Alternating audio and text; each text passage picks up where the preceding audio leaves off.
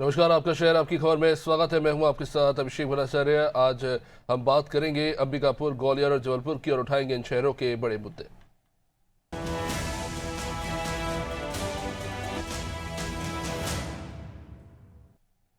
तो सबसे पहले बात करेंगे छत्तीसगढ़ के अंबिकापुर की, जहां हितग्राहियों से अंगूठा तो लगवा लिया गया लेकिन उन्हें राशन नहीं दिया गया।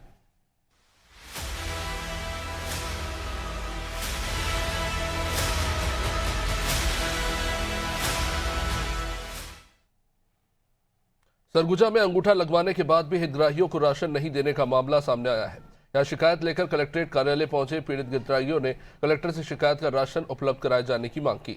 हितग्राहियों ने आरोप लगाया कि गणेश स्व सहायता समूह के द्वारा चलाई जाने वाली शासकीय उचित मूल्य की दुकान से उन्हें राशन से वंचित किया जा रहा है। राशन देने वाले हितग्राहियों से अंगूठा तो लगवा लिया जाता है मगर उन्हें राशन नहीं दिया जा रहा।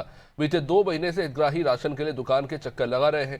वही हितग्राहियों की समस्या को देखते हुए कलेक्टर ने तत्काल खाद्य अधिकारी को मामले में जांच कर कार्रवाई करने के निर्देश तो दिए, लेकिन सवाल तो ये भी है कि आखिरकार कब तक गरीबों के राशन पर यूं ही डाला जाता रहेगा। मैं चावल का शिकायत लेके पहुंचा हूं सर। यहाँ 2 महीने से फिंगर लगवा लिए मेरे गांव कटिंडा में। आज तक चावल वितरण नहीं किया जा रहा है। क्या बोलते हैं? फिंगर लगवा लिए हैं, बोलते हैं कि चना शक्कर बांट रहा हूँ।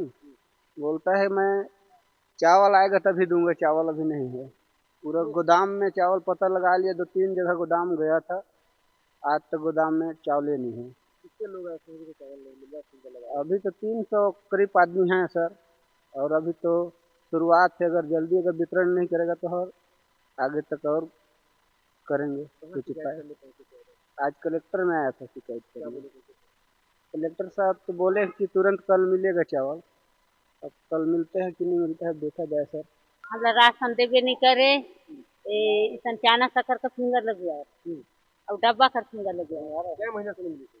हमरा 3 महीना हुआ थे। क्या बोलते हैं? वो कहे कि चाउरी नहीं आई थी। तो कैसे तुम राधे नानक?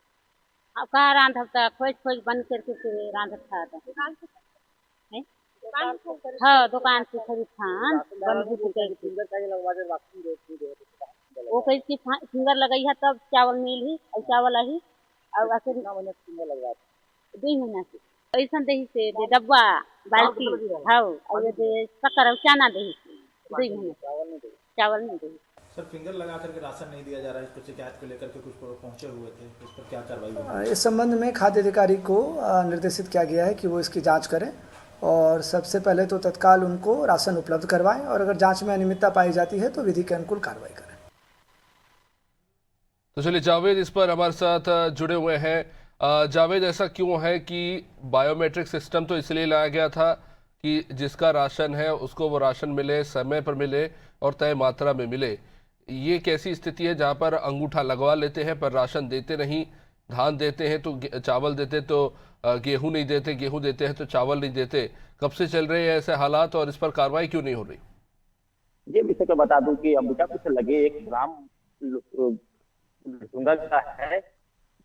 यहाँ पर 2 महीने से जो राशन जो हितग्राही है वो जाते हैं राशन लेने के लिए, पर जो राशन जो सोसाइटी संचालक करते हैं वो फिंगर लगवा लेते हैं हितग्राही से और उन्हें चना और शक्कर। एक नई बात है कि उनको बाल्टी दिया जाता है और बोलते हैं चावल के लिए आज आना, कल आना, परसों आना, ऐसे करके टाल मटोल करके उसे वहां से भेज दिया जाता है। उसके बाद दूसरे महीने जब हितग्राही पहुंचते हैं राशन लेने के लिए तो वही बोला जाता है कि आप चना शक्कर ले जाओ और इसको 2-4 दिन बाद आना। तो इस परेशान होकर हितग्राही जो परेशान होने के बाद आज कल जो कलेक्टर में पहुंचे थे तो कलेक्टर को ज्ञापन सौंपने पहुंचे थे और कलेक्टर को गुहार भी लगाए हैं कि हमारा जो राशन है उसका जो समूह के द्वारा जो सोसाइटी चलाया जा रहा है वो लोग घपला करके ऊंचे दाम में बेच दिया जा रहा है। इसके तुरंत निर्देश से कलेक्टर सरगुजा कलेक्टर ने तुरंत निर्देशित किया फूड अधिकारी को कि इसमें जांच किया जाए और जांच करके जो दोषी है उसमें कार्रवाई किया जाए और इन्हें तुरंत से तुरंत राशन दिलाया जाए। पर एक नई बात है कि जो गरीब के राशन जो सरकार इसमें महत्वाकांक्षी योजना चला रही है, गरीब के जो राशन दे रही है, चना शक्कर और चावल दे रही है, और यही जो है जो गरीब यहाँ कटिंडा के जो गरीब जो ग्रामीण है उनको मजदूरी करके महंगे दाम पे राशन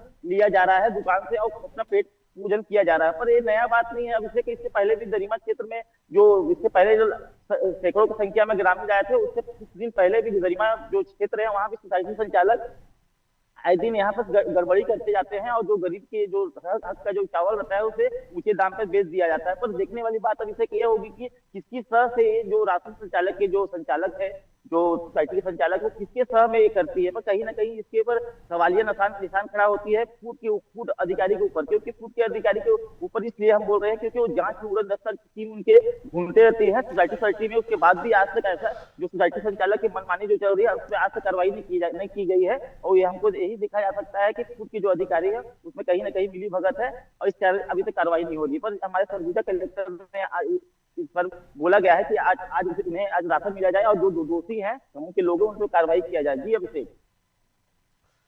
शुक्रिया जावेद जानकारी के लिए। तो हितग्राहियों के हक के साथ इस तरह से खिलवाड़ हो रहा है। राशन पहुंचाया तो जाता है लेकिन वितरण की जिम्मेदारी जिनको दी गई है वो कुछ करते नहीं हैं और बाकी अधिकारी इंतजार करते हैं अपने ऑफिस के एसी वाले कमरे में बैठकर। जब उन तक शिकायत पहुंचती है तब कहते हैं कि संज्ञान में आए तो कार्रवाई करेंगे। ये स्थिति है सरगुजा में।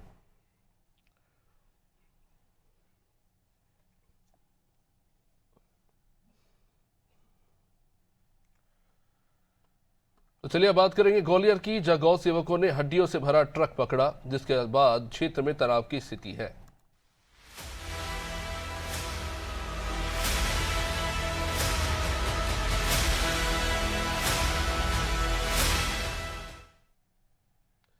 ग्वालियर में हड्डियों से भरा एक ट्रक पकड़ाए जाने के बाद वहां हंगामे की स्थिति बन गई।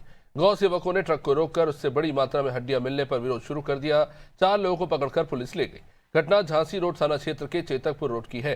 जानकारी के मुताबिक ट्रक सेवानगर से शिवपुरी की ओर जा रही थी, तभी गौ सेवकों को कुछ शक हुआ और इन्होंने ट्रक को रोक लिया। ट्रक की तलाशी लेने पर इसमें बड़ी मात्रा में हड्डियां पाई गई, जिसके बाद मौके पर भीड़ जमा हो गई और लोगों ने ट्रक में तोड़फोड़ कर नारेबाजी करते हुए धरना शुरू कर दिया।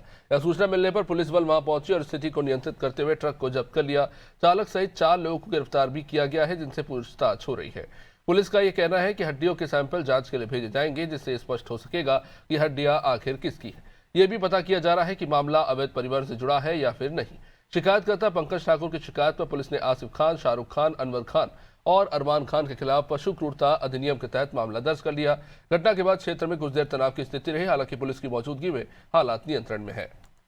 कल रात में 11 बजे बजरंग दल ग्वालियर को सूचना मिली कि सेवानगर से एक ट्रक इस चेतकपुरी से झांसी की तरफ जा रहा है, जिसमें गौवंश के अवशेष है। तो बजरंग दल की टीम, कुछ गौ सेवक, कुछ अन्य हिंदू संगठन कार्यकर्ता चेतकपुरी चौराहे पर आते हैं और इस ट्रक को रोकते हैं। ट्रक को रोकने के बाद चारों जो वहाँ मौके पे मौजूद मिले वो चारों मुसलमान थे। उन्होंने बताया कि सेवानगर से कोई वसीम खान है जिसके घर से ये गौवंश के अवशेष आ रहे हैं, जिनके फिर तत्काल थाना प्रभारी को बताया गया। पुलिस ने कोऑपरेट किया। सुबह 4 बजे तक ये कार्रवाई चली और 4 बजे सुबह उन चारों के खिलाफ कानूनी कार्रवाई करी गई है। जी, झांसी रोड थाना क्षेत्र अंतर्गत एक प्रकरण पंजीबद्ध किया गया है, जिसमें एक व्यक्ति ने सूचना दी थी कि एक ट्रक है जो कि सेवानगर से चला है और उसमें जानवरों के सड़ने जैसी बू आ रही है। इसमें पुलिस को जैसी सूचना मिली, पुलिस तुरंत मौके पर पहुंची और मौके से ट्रक और ट्रक ड्राइवर को थाना ले जाया गया। इसके बाद इसमें प्रकरण पंजीबद्ध किया गया। अभी ट्रक में कुछ सूखी हड्डियां भरी हुई थी और फिलहाल ये हड्डियां किस जानवर की थी इस विषय में वेटनरी डॉक्टर द्वारा जांच की जा रही है। इसमें प्रथम दृष्टया प्रकरण पंजीबद्ध कर लिया गया है और इसमें 4 लोगों को अभी गिरफ्तार किया गया है और इसमें अग्रिम कार्रवाई की जाएगी। तो चलिए कपिल इस पर हमारे साथ जुड़े हुए हैं। कपिल, मामला क्या है? ट्रक में से बदबू आ रही थी तो कुछ लोग पकड़ कर लिए गए, पुलिस ने 4 लोगों पर मामला दर्ज किया है। वसीम खान पर कार्रवाई हुई कि नहीं? अवशेष के सैंपल तो लिए गए हैं, क्या कुछ अभी तक पता चला है इस केस में? जी अभिषेक, आपको पूरी घटना की यदि हम बात करें तो ये घटना सोमवार लगभग रात को 12 बजे की 12:30 बजे की है, जब कुछ गौरक्षकों को जानकारी मिली कि सेवानगर से एक ट्रक है जो शिवपुरी की तरफ जा रहा है, उसमें कुछ मवेशी होने की सूचना बताई जा रही है। इस पर गौवंशों ने ट्रकों का पीछा किया और चेतकपुरी पर लगभग 12:30 बजे इनको इस ट्रक को पकड़ा जा सका। तब इस ट्रक को जब खोल के देखा गया तो इसमें भारी मात्रा में मवेशियों की हड्डियां मिली, जिससे है कि गौरक्षक जो थे, बजरंग दल हिंदू सेना के जो कार्यकर्ता थे, वो काफी गुस्से में आए और धरने पे बैठ गए। मौके पे स्थिति बिगड़ती देख तुरंत पुलिस प्रशासन पहुंचता है और तुरंत इसी में से ट्रक चालक सहित 3 आरोपियों को गिरफ्तार करता है। इन 3 आरोपियों की गिरफ्तारी के बाद उनसे जब पूछताछ की जाती है तो इसमें जो इसका मास्टरमाइंड बताया जाता है उसका नाम वसीम खान उसका नाम बताया जाता है। वसीम खान अपने बेटे के साथ में ग्वालियर के नूरगंज सेवानगर क्षेत्र का रहने वाला है और वहीं पे रह के इस तरीके का वो कार्य इसमें संचालित करता है। अब जब वसीम खान से इसके बारे में पूछताछ की गई तो उसने अपना मतलब पक्ष रखते हुए अपने पक्ष में जवाब देते हुए बताया कि शिवपुरी की पंचायत से मृत पशुओं को उठाने का उसने ठेका लिया है और केवल हड्डियों की पिसाई के लिए उसने कटनी भेजने का कार्य वो करता है। पर सूत्रों की यदि हम बात करें तो वसीम खान और उसके बेटे सेवानगर नूरगंज इलाके में अपना एक बड़ा नेटवर्क चला रहे हैं। क्षेत्र में लगभग 30 से 40 युवक उसके लिए काम करते हैं जो 24 घंटे उसके लिए तैनात रहते हैं और यह लोग महीने में 4 से 5 ट्रक माल झांसी, आगरा, कटनी और भी कई शहरों के लिए ग्वालियर से भेजते हैं।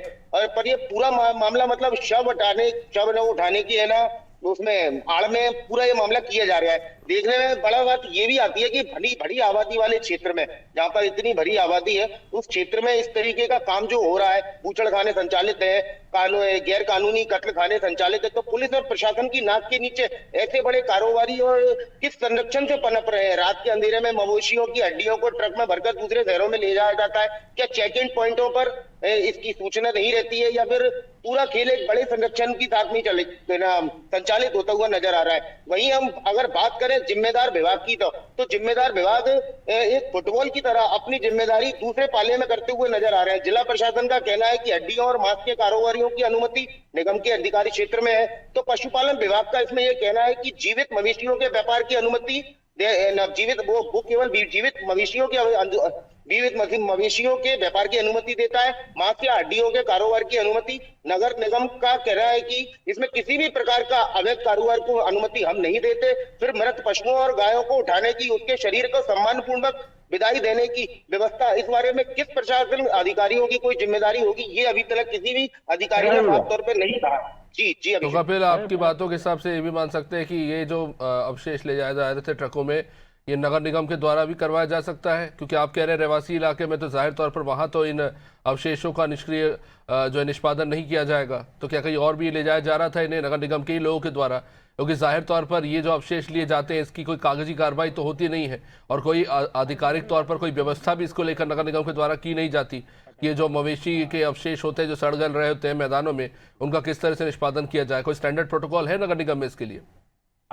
जी जी अभिषेक, बिल्कुल बताना चाहूंगा। ये पूरा जो मामला है टोटली अवैध चल रहा है। इसमें क्या होता है कि पशुपालन जो पशु मर जाते हैं, कहीं पर सड़े गले होते हैं, उनके ऊपर एक ठेका दिया जाता है कि उनको लेके कहीं पे ऐसे स्थान पे पहुंचना है जहां पे उनको निष्कासित किया जा सके। पर इसमें अब जब गैर कानूनी काम शुरू हुआ तो ये हुआ कि इनकी हड्डियां एकत्रित करके इनको कहीं ना कहीं ले जाया जा रहा है। जो हड्डियां बेची जाती हैं जिससे कई चीजों का निर्माण होता है, जैसे हैंडीक्राफ्ट आइटम बनते हैं, इससे खाद्य सामग्री में भी ये इसकी कई सामग्रियों में ये यूज करी जाती है, दवाइयों में ये यूज करी जाती है। तो इसका एक बड़ा मतलब सिंडिकेट ना यहाँ पे चलता हुआ देखा गया है। कपिल, मेरा सवाल ये है कि अवैध रूप से ये किया जा रहा था, ये आरोप लगाए जा रहे हैं, इन सड़ी गली हड्डियों को ले जाने का वैध तरीका भी है क्या नगर निगम के पास? मेरा ये सवाल था। जी जी, अभी मैं आपको बताना चाहूंगा अभिषेक जी, सभी जो भी डिपार्टमेंट है इस ओर से अपना पल्ला झाड़ते हुए नजर आ रहे हैं। उनका कहना है कि इस तरीके से अवैध हड्डियों को ले जाने वाला कोई भी हमारी तरफ से कभी नहीं दिया गया है। जी, तो क्या विकल्प रहता है नगर निगम के पास जब मैदान में इस तरह के अवशेष सड़ रहे होते खुले में या कहीं पे? जी कपिल, फिर क्या विकल्प रह जाता है नगर निगम के पास? अगर खुले मैदान में अगर कोई बड़े मवेशी की मौत हो जाती है तो क्या वहीं पर उसको सड़ने के लिए छोड़ दिया जाता है, या नगर निगम उसके लिए भी कुछ लोगों को हायर करती है कि भैया यहाँ से सड़ी हुई हड्डियां ले जाए, कहीं इसका निष्पादन किया जाए? क्या व्यवस्था क्या है इसके लिए? वैध अवैध व्यवस्था तो कहता दिया गया, वैध व्यवस्था क्या? मैं वही पूछ रहा हूँ कपिल।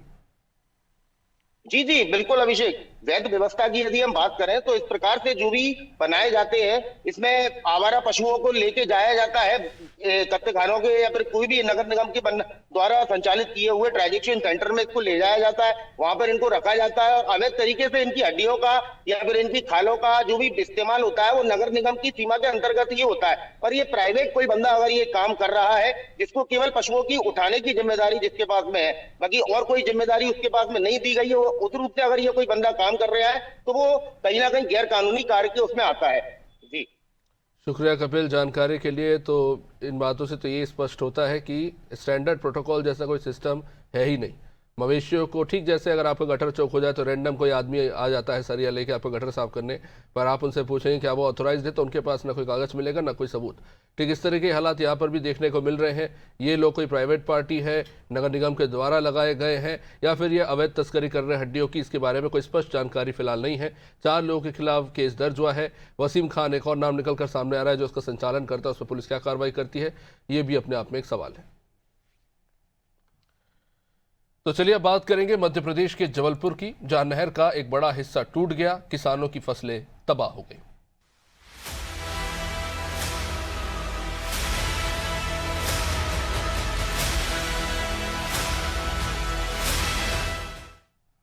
वैसे तो नहर बनाए जाते हैं बड़े जल स्रोतों से खेतों तक पानी पहुंचाने के लिए, पर यही जी का जंजाल बने हुए हैं। जबलपुर में नहर का एक बड़ा हिस्सा टूट गया, सैकड़ों एकड़ की फसल बर्बाद हो गई। ये मामला है बरगी के पास सगड़ा छपनी गांव का। यहां से गुजरने वाली बरगी परियोजना की दाई तट नहर का एक बड़ा हिस्सा अचानक से टूटता है। किसानों का कहना है कि नहर की मरम्मत और सुधार की मांग वो लंबे समय से कर तो रहे थे, लेकिन जिम्मेदार अधिकारियों ने इस पर ध्यान नहीं दिया और उसका खामियाजा अब किसानों को भुगतना पड़ रहा है। अब इस मामले को लेकर बरगी के ही पूर्व विधायक संजय यादव ने आरोप लगाया है कि रखरखाव के नाम पर हर साल केंद्र और राज्य सरकार से बजट तो आता है, लेकिन उसकी बंदरबाट हो जाती है और इसी के चलते नहर टूटने ऐसी घटनाएं अब आम हो चली है। संजय यादव ने एनवीडीए के बरगी डायवर्जन प्रोजेक्ट में भ्रष्टाचार का भी आरोप लगाया और जिम्मेदार अधिकारियों पर इस मामले में कार्रवाई की मांग की है। जो एनवीडीए का हमारा डायवर्सन प्रोजेक्ट भ्रष्टाचार की बलि चढ़ गया। कौन सा? जो कटनी तक, रीवा तक, सतना तक कैनाल के माध्यम से पीने का पानी और सिंचाई के साधन के लिए जाना था, वो भ्रष्टाचार की बलि चढ़ गया। इसमें अरबों का घोटाला हुआ है। और जब नहर फूट गई यहाँ जबलपुर में, तो टनल अगर पूरी भी कर दोगे आप तो आगे पानी कैसे जा पाएगा? इसमें बड़ी शंका है कि इस तरह से भ्रष्टाचार हुआ है। यहाँ जो बैठे, चाहे वर्मा जी हो, चाहे उच्चाधिकारी हो, चाहे नेता हो, लेकिन सरकार और सत्ता में बैठे लोग इसमें घोर लापरवाही बरत रहे। बरगी डैम में भी रिसाव है, उसकी तरफ भी कोई ध्यान नहीं दिया जा रहा है। किसी दिन बड़ी दुर्घटना से आशंका व्यक्त की जा रही कि बरगी डैम में जो रिसाव चल रहा है उससे भी एक दुर्घटना की बहुत बड़ी आशंका है। हमारे जबलपुर को खतरा है। तो चलिए सोमनाथ इस वक्त हमारे साथ जुड़ चुके हैं। सोमनाथ, जबलपुर में भी हम देख रहे हैं नहर टूटने जैसी घटनाएं हो रही हैं। मेंटेनेंस क्या नहीं किया जा रहा था नहर का, भगवान भरोसे छोड़ दिया गया? किसान तो ये कह रहे हैं कि बार बार शिकायत की, उसके बावजूद भी नहर की मरम्मत नहीं की गई। कितनी लंबाई तक जो नहर था वो जर्जर स्थिति में था? कब यह बना था और कितने समय पहले से इसको सुधारने की मांग हो रही थी? देखिए, 4 वर्षों से इसको सुधारने की मांग लगातार किसानों द्वारा की जा रही थी। लगातार 4 वर्षों से इसकी शिकायत करने के बाद भी इसमें कुछ काम नहीं किया गया था और नहर का जो किलोमीटर का दायरा है 6.94 पर किलोमीटर इसका दायरा था, लेकिन नहर को ना सुधारे जाने से एक बड़ा जो नहर में टूट गई है। तो इसको लेकर अगर बात की जाए तो इसमें 12 गांव की खड़ी फसल का नुकसान हुआ है, जिसमें किसानों को काफी नुकसान हुआ है और सरकार द्वारा अभी तक कुछ भी नहीं किया गया है। और किसानों का यही कहना है कि लगातार शिकायत करने के बाद भी इसमें काम नहीं किया गया। और जो अपने पूर्व विधायक है संजय यादव, उनके द्वारा भी गंभीर आरोप लगाए गए। उनका कहना है कि 4 वर्षों से शिकायत किया जा रहा है और लगातार अगर देखा जा रहा है तो जो नहर बनाई गई है उसमें लाखों का घोटाला किया गया है। तो घोटाले की भी जांच करनी चाहिए और जो अधिकारी इसमें लिप्त है नहर बनाने में, लगातार गुणवत्ता का ध्यान नहीं दिया गया है और जिस तरह इस नहर का पानी किसानों को दिया जाता है उसमें भी लापरवाही किया जाता है। अगर फोर्स से ज्यादा प्रेशर दिया जाएगा तो नहर और भी कई जगह से टूट सकती है। तो एक बड़ी संभावना हादसे की अभी और भी जताई जा रही है और इसमें प्रमुख तौर पर जो संजय यादव पूर्व विधायक है, उनके द्वारा ये दस्तावेज भी पेश किए गए और आरोप भी लगाए गए हैं कि जिस तरह काम किया जा रहा है और जो अधिकारी द्वारा उसमें काम किए जा रहे हैं उसमें पूरी तरह भ्रष्टाचार है। तो इसकी जांच होनी चाहिए और इसमें जो दोषी है उन पर कार्रवाई भी लगातार की जानी चाहिए, क्योंकि और जो किसानों को जिस तरह नुकसान हुआ है उसको लेकर भी काफी परेशानी है, क्योंकि अभी भी किसानों को पानी उपलब्ध नहीं हो पा रहा है। जो पानी भरा हुआ था उससे काफी नुकसान हुआ है, तो किसान भी काफी परेशान नजर आ रहे हैं। तो एक बड़ा हादसा हुआ है जिसको लेकर किसान परेशान है। सोमनाथ, जो विपक्ष आरोप लगा रहा है कि परियोजना के लिए और मेंटेनेंस के लिए पैसे भी आए थे और इन फंड्स का जो है इस्तेमाल करने के बजाय जो नीचे के लोगों ने ही इसका बंदरबाट कर दिया, क्या तथ्य इसको निकल कर सामने आ रहे हैं? जैसे कि बता रहे कि लंबे समय से इस तरह की स्थिति बनी रही, तो इस पर आधिकारिक तौर पर क्या जानकारी मिल पाई है? क्यों इस नहर का मेंटेनेंस नहीं किया गया इतने लंबे समय तक?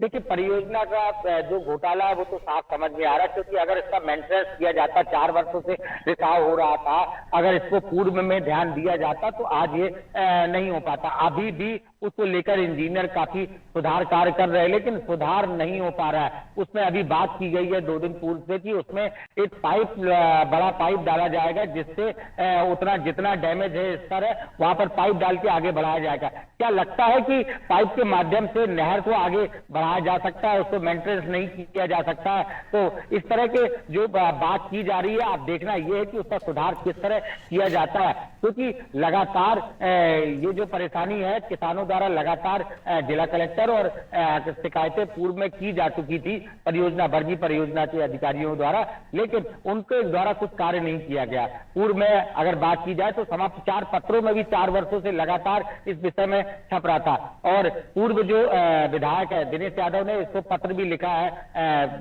कई अधिकारियों को और मंत्रालय को भी पत्र लिखा है कि इसमें जांच की जाए और इसमें दोषी है उनको कार्रवाई की जाए। सोमनाथ, जल्दी से इस पर जवाब चाहूंगा। हर साल मानसून से पहले हर नहर का मेंटेनेंस और क्लीनअप किया जाता है ताकि जब पानी का वेग अधिक हो तो नहर के जरिए पानी का डायवर्जन किया जाए और लेवल अप किया जा सके। तो ये सुनने में ही बड़ी बात अजीब लगती है कि रेगुलर मेंटेनेंस क्या इतने सालों से नहीं हो रहा था? क्या इंतजार किया जा रहा था हादसे का?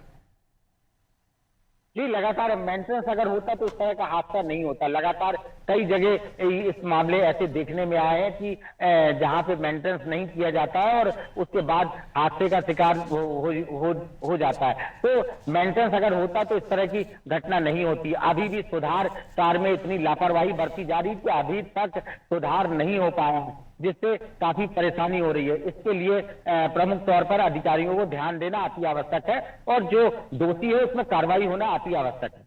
जी, बहुत बहुत शुक्रिया सोमनाथ जानकारी के लिए। तो ये स्थिति है, देखिए सालों तक मेंटेनेंस किया नहीं, शायद इंतजार कर रहे थे कि कब इस तरह की घटनाएं होगी, उसके बाद इनकी नींद खुली है। अब देखना होगा इस मामले में क्या कार्रवाई होती है और क्या किसानों को उचित मुआवजा मिलता है जिसके वो हकदार हैं। किसानों के द्वारा शिकायत किए जाने के बावजूद भी इस मामले में कोई एक्शन नहीं लिया गया, इसके चलते लाखों का नुकसान हुआ है। इसी के साथ आपका शहर आपकी खबर में फिलहाल इतना ही। बने रहिए हमारे साथ। नमस्कार।